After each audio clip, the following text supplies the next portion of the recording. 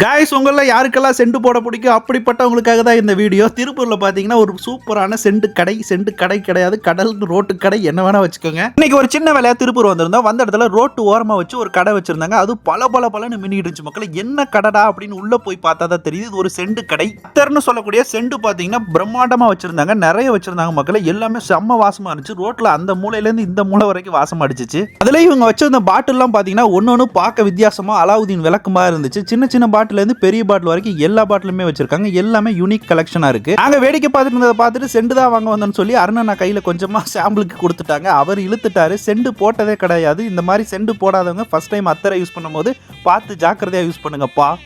சொல்ல கேட்காம மதுரைக்காரன்ட்டியா அப்படின்னு சொல்லிட்டு திருப்பி மாத்தி இழுக்கிறாரு. இழுக்கிற ஸ்டைல பாத்தீங்களா? இதுக்கப்புறம் என்ன நடந்துச்சுன்னு அப்புறமா சொல்றேன். அதுக்கப்புறம் நான் கொஞ்சம் செண்டு வாங்கலான்னு முடிவு பட்டு சில ஃபிளேவர்ஸை பார்த்துட்டு இருந்தேன். அதுலயும் பாத்தீங்கன்னா ஃபிளேவரை மிக்ஸ் பண்ணி கொடுத்தாரு. அது தாறுமாறா இருந்துச்சு. எனக்கு ரொம்ப ஃபேவரட் பாத்தீங்கன்னா கூல் வாட்டர் தான். நான் கூல் வாட்டர் வாங்கி ட்ரை பண்ணிட்டு இருந்தேன். நான் ட்ரை பண்றதை பார்த்துட்டு மறுபடியும் அவர்கிட்ட இருந்து சாம்பிளை வாங்கி என்ன உரியிறான்னு மட்டும் பாருங்க. இந்த உரிஞ்சா தலைவலி உச்சகட்டத்துக்கே போயிரும். மக்களே, நீங்க இந்த தப்பை பண்ணாதீங்க. அப்புறம் உங்களுக்கு இதே தான் மக்களே நிலைமையா இருக்கும். அப்புறம் வேற வழி இல்லாம காப்பி கொட்டையை வாங்கி மோந்து பார்த்துக்கிட்டு இருந்தோம். இதுக்கப்புறம் என்ன நடந்துச்சுங்கிறத அடுத்த வீடியோல சொல்றேன்.